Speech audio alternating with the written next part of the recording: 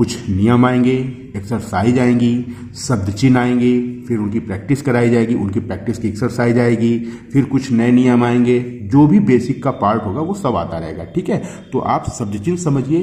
शब्द चिन्ह खत्म करने के बाद एक एक्सरसाइज मैं आपकी कराऊंगा, तो पहले शब्द चिन्ह समझ लीजिए। देखिए, एक शब्द चिन्ह की सेपरेट कॉपी बनाना है, उसको आपको उसी कॉपी में इन सभी शब्द चिन्हों को नोट करना है। शब्द चिन्हों को नोट करोगे और शब्द चिन्ह साथ में रिवीजन भी करोगे।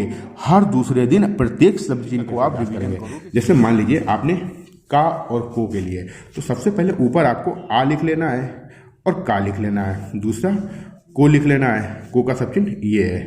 ठीक है, तो आ और का और को एक बार केवल हिंदी लिखी, उसके सामने लिख लिया। अब आपको इसका पूरा अभ्यास करना। कैसे? आ का को, आ का को, आ का को, आ का को।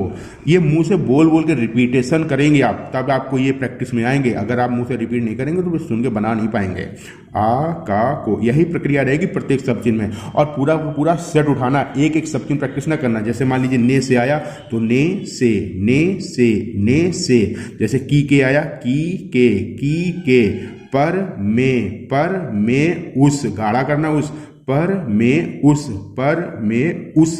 ये हल्का है, ये हल्का है, ये गाढ़ा है। ठीक है, इस तरीके से हाँ हूँ हो, हाँ हूँ हो, है हाथ, हाँ हूँ हो, है हाथ, हाँ हूँ हो, है हाथ। इस तरीके से आप सभी शब्द चिन्हों की प्रैक्टिस करेंगे, मुंह से बोल बोल के और रिपीटेशन। ये हमने केवल थोड़ा थोड़ा लिख के दिखाया। आपको एक एक जोड़े को कम से कम आधा आधा पेज, एक एक पेज भरना पड़ेगा, तब ये शब्द चिन्ह प्रैक्टिस में आएंगे और रिवीजन भी करना पड़ेगा। ठीक है, तो आपको समझ में आ गया होगा। चलिए अब आपको मैं एक्सरसाइज बता देता हूं। अब जो लोग शब्द चिन्ह देख चुके हैं, अब वो आगे स्किप कर दें। ठीक है, और वीडियो को लाइक जरूर कर दीजिएगा। ठीक है, चैनल सब्सक्राइब कर लीजिए अगर अभी तक नहीं किया है। चलिए अब एक्सरसाइज समझिए। देखिए, अब अभी आपको जो शब्द चिन्ह मैंने बताया शब्द चिन्ह की क्लास में, अब एक आ गया। देखिए इस लाइन पे, तो एक के लिए आपको सिंपल एक का शब्द चिन्ह ये है। आदमी लिखने के लिए आपको क्या करोगे? आ का डैश दा के पहले निकालोगे, माँ बनाओगे। अब हमने आपको बताया था जिस भी शब्द के बाद छोटी ई या बड़ी ई आ जाए, या तो आप मात्रा लगाओगे।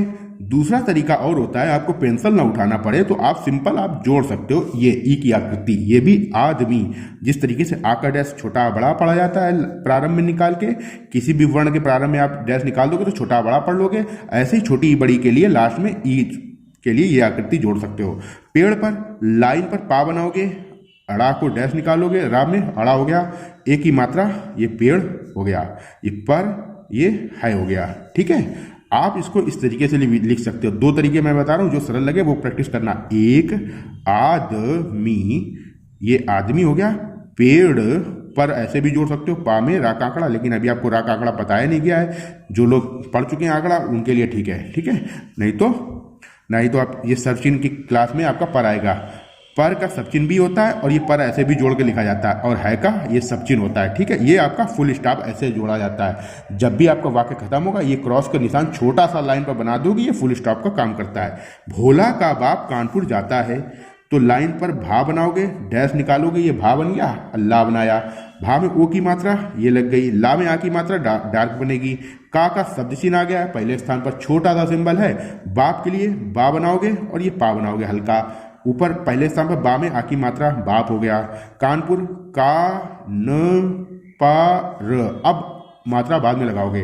का में आ की मात्रा हो गई, कान।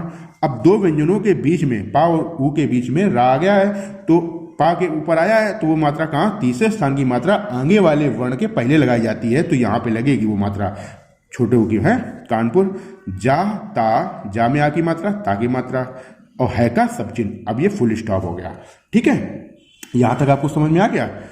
राम को राम, आ की मात्रा, को का शब्द चिन्ह छोटा सा लाइन पर बनेगा। दो द्वि द्वितीय का शब्द चिन्ह, ये दा व्यंजन बनता है गाढ़ा। राम को दो हो गया, बा बनेगा, झा बनेगा। बा में ओ की मात्रा हल्की लगेगी, झा में आ की मात्रा डार्क लगेगी। पहले स्थान पर आ की मात्रा लगती है। ठीक है, बोझा। क र वी, ये हो गया। का ट, ये हो गया। का र, ये हो गया। दे ये हो गया, ठीक है। दे लाइन पर एक ही मात्रा, दाबना है, काट कर दे और दो का सब चिन्ह है, फुल स्टॉप, ठीक है। यहां तक आपको समझ है। ये जो ई हमने आपको बताई थी अभी यहाँ पे, ये वही वाली ई है, यहाँ पे जोड़ दी है, ठीक है। अगर आप ये नहीं लगाओगे तो आप ऐसे भी लिख सकते हो क र वा में ई की मात्रा गाड़ी होती है तीसरे स्थान पर, ठीक है। अब देखिए मैं आपको बता दूं, ला के बाद जब भी अड़ा आ जाए और सा के बाद अड़ा आ जाए तो ध्यान से समझो, यहां पे बता रहा हूं। ला व्यंजन आप ऐसे बनाते हो, अब इसको अगर आपने कट लगा दिया तो ला व्यंजन के बाद में अड़ा लगा हुआ पढ़ा जाएगा, ठीक है। और मैं आपको एक नियम अभी बता दे रहा हूं, आगे का है लेकिन अभी बता दूं तो आपको ये सब शॉर्ट हो जाएगा, क्योंकि ये बहुत बार आएगा और आपको बेकार में फालतू की सब चीज़ की प्रैक्टिस करनी पड़ेगी। तो अभी से आप उसी की प्रैक्टिस कर लो जो आगे चल के आपकी प्रैक्टिस में आएगा। तो ला व्यंजन को काट दो, अड़ा लग गया। अब एक नियम होता है, किसी भी व्यंजन की लंबाई को आधा कर देने से, किसी भी व्यंजन की, जितने भी व्यंजन वर्णमाला में आपने सीखे हैं उन सभी की लंबाई आधी कर देते हो। आधी करने का मतलब है उनके साथ में जितने वर्ग आपको पढ़ाए गए थे, वर्ग मतलब का वर्ग, पा वर्ग, टा वर्ग, चा वर्ग, ता वर्ग, सभी वर्ण 5 वर्ग पढ़ाए गए थे। पांचों वर्ग में 4-4 वर्ण थे, तो 5 चौके 20, 20 वर्ण, 20 व्यंजन उस आधे व्यंजन के साथ लगे हुए मान लिए जाते हैं और अर्थानुसार पढ़ लिया जाता है। लेकिन 20 नहीं पढ़ने होते हैं। सबसे ज्यादा जो यूज होता है वो मैं आपको बता दे रहा हूं। सबसे ज्यादा जो यूज होगा वो होता है का व्यंजन, गा व्यंजन, ता व्यंजन, था व्यंजन, दा व्यंजन, ढा व्यंजन। इसके बाद टा से टमाटर, डा से डलिया और धा से धनुष, ये सबसे ज्यादा यूज होते हैं। इनको चाहे दोबारा से बैक करके सुन लो फिर से और नोट कर लेना। किसी भी व्यंजन की लंबाई आप आधी करके कभी भी आपकी पेंसिल आउटलाइन बनाने में फंसे, जहां पे इन किसी भी व्यंजन के बाद ये सब वर्ण आ रहे हो, तो आप सिंपल लिखने में आपको दिक्कत आ रही हो, आगे वर्ण बनाने में दिक्कत आ रही हो, तो उस व्यंजन की लंबाई आधी कर देना और ये सारे वर्ण उनके साथ लगे हुए पढ़ लिए जाते हैं। ये नियम है, ठीक है। अब लड़ को आधा करोगे, लड़का हो गया, का लग गया पहले स्थान पर। अब आधा किया है तो का की मात्रा किस में लगेगी, इसी में लगेगी आ की मात्रा। और अगर आप इसको पूरा लिखते तो ऐसे लिखते हैं, ला बनाते, अड़ा बनाते, का बनाते, इसको काटते, आ की मात्रा लगाते, कितना समय लगता, ठीक है, इस तरीके से। या फिर इस तरीके से भी लिख सकते थे, ला बनाते, ये वाला रा बनाते, ये का बनाते, इसको काटते, अड़ा पढ़ते, इसमें आ की मात्रा लगाते, तो ये ज़्यादा बेहतर है। आगे चल के इन सभी स्वरों का भी लोप किया जाएगा। जब स्वरों का लोप किया जाएगा तो संबंधित शब्द पे, उस शब्द के पहले वर्ण पे जिस स्थान का स्वर होगा उस स्थान पे उस आउटलाइन की शुरुआत की जाएगी। आगे के शेष रेखाएं जुड़ती चली जाएंगी, उन पे स्वरों का विचार नहीं किया जाएगा। आवश्यकता पड़ने पर जहां आपको आवश्यक लगेगा दो शब्दों में आउटलाइन अंतर करने के लिए, आप वहां पे स्वतंत्र हैं स्वरों का प्रयोग करने के लिए। और स्वर का प्रयोग किया जाता है दो शब्दों को अंतर करने के लिए, या जहां पे आपको ऐसा लगे कि हम इसको बिना स्वर की सहायता के नहीं पढ़ पाएंगे, वहां पे स्वर लगाया जाता है। ये धीरे धीरे हैबिट आपकी आदत डलवाई जाएगी, लेकिन अभी ये आपकी बिल्कुल बेसिक एक्सरसाइज है, इसलिए यहाँ पे तो स्वर का प्रयोग करना अनिवार्य है, ठीक है। ये धीरे धीरे आपके विलोपित किए जाएंगे स्वर। पहले लगाना सीख लो, फिर इनको गायब करना सीखना है, ठीक है। अभी तो लगाना सीखना है। तो रोते रोते, रा, रो, रा में ओ की मात्रा, रोते। अब देखिए, जब एक ही शब्द पुनरावृत्ति दोबारा हो जाए तो एक बार लेके उसके बगल में ये यस की आकृति बना देना, तो ये रिपीटेड वही शब्द पढ़ा जाएगा। छेदी, तो छा को ऐसे पढ़ेंगे, चा व्यंजन को कट लगा के जरूरत नहीं है, इसको पहले तिरछा डैश लगा दो तो वो कटा हुआ पढ़ा जाएगा। दा, छेद, ई लगा दो, छेदी हो गया। अब यहाँ पे एक ही मात्रा लगा दो, छेदी। के का सब चिन्ह आपको बताया है, सब चिन्ह का क्लास आप पहले ध्यान से प्रैक्टिस कर लो अगर नहीं प्रैक्टिस है तो। जिन जिन शब्द चिन्हों के आप यहाँ पे इस एक्सरसाइज में जिन जिन शब्दों के शब्द चिन्ह आ रहे हैं उनको आपको शब्द चिन्ह में ही लिखना है, ये ध्यान रखना, ठीक है। उसके लिए पूरा शब्द नहीं बनाना है कि आप पूरा वर्ण बनाओ उसके ऊपर स्वर चढ़ाओ, नहीं तो फिर प्रैक्टिस में फिर नहीं आएंगे। छेदी के घर, तो घा व्यंजन बना होगा, ये बनाया आपने, रा बनाया, छेदी के घर, फिर पर का शब्द चिन्ह आ गया, चला गया तो चा बनाया, ला बनाया, ला में आ की मात्रा, पहला स्थान है ना ला का, ये तो आ की मात्रा। गया का शब्द चिन्ह अभी नहीं बताया गया तो आपको नहीं बनाना है। गा व्यंजन बनाना है, या बनाना है, या में आ की मात्रा लगानी है। आगे चल के गया का शब्द चिन्ह आएगा, गा व्यंजन दूसरे स्थान पे। चाहना तो प्रैक्टिस कर लेना, नहीं तो अगली क्लास में आ जाएगा, ठीक है। यहाँ तक आपको समझ में आ गया होगा। अब देखिए लालची, तो ला बनाना है, एक ला बनाना है, फिर चा बनाना है। लालची ई की मात्रा लगाई, आप चाहो तो ई की मात्रा ना लगाओ तो वही वाला नियम लगा दो, ऐसे ई की मात्रा के लिए ये जोड़ दो। अब ला में आ की मात्रा लगेगी, वो तो लगानी पड़ेगी। आदमी आपको पहले ही बताया जा चुका, इस तरीके से लिखते हैं, या फिर ई की मात्रा लगाना चाहो तो ये लगा दो। दोनों में से एक ही प्रयोग करना है, दोनों प्रयोग नहीं होंगे, ठीक है। सदा सा बनेगा, दा बनेगा, आ की मात्रा, मा रा, मा में आ की मात्रा, रा में आ की मात्रा, जाता, जा में आ की मात्रा, जाता, है का शब्द चिन्ह। ये आपकी एक्सरसाइज कंप्लीट हो गई। ये एक्सरसाइज तो देख ली। अब इस एक्सरसाइज को समझने के बाद आपको प्रैक्टिस कैसे करना है।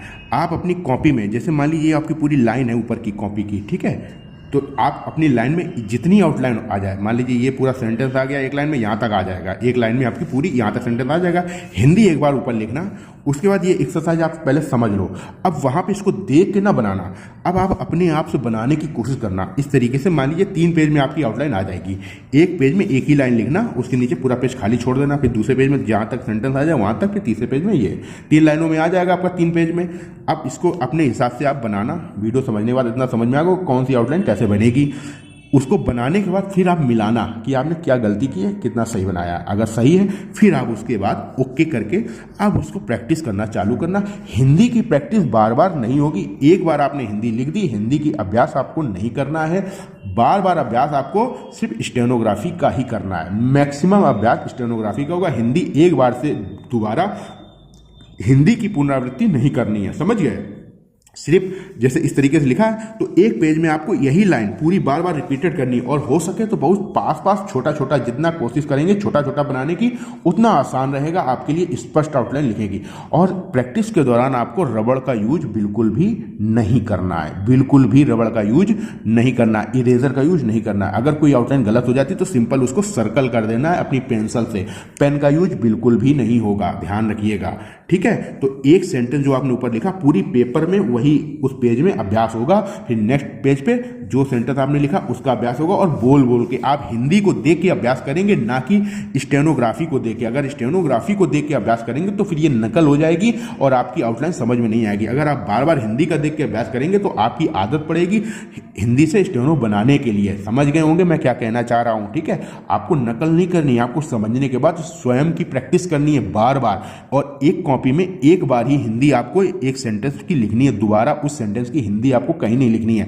लिखने के बाद हर आउटलाइन को आपको पढ़ना है, उसका अनुवाद करना है कि आप अपना लिखा हुआ पढ़ पा रहे हैं कि नहीं कर पा रहे हैं, ठीक है। ये आपको करना है, ठीक है। उम्मीद करता हूं आपको समझ में आ गया होगा कैसे अभ्यास किया जाएगा। चैनल को अभी तक सब्सक्राइब नहीं किया तो चैनल को सब्सक्राइब कर लो, बेल आइकन प्रेस कर लो और वीडियो को लाइक कर दो। अपने उन सभी दोस्तों के साथ इस वीडियो को शेयर कर सकते हो जो लोग स्टेनोग्राफी की तैयारी कर रहे हैं या करना चाहते हैं, सोच रहे हैं स्टेनो सीखने के लिए। आप घर बैठे स्टेनोग्राफी कर सकते हो, हमारे साथ जुड़ के दिए गए नंबर पर संपर्क कर सकते हो। वीडियो देखने के लिए धन्यवाद। मिलते हैं अगली क्लास में। जय हिंद।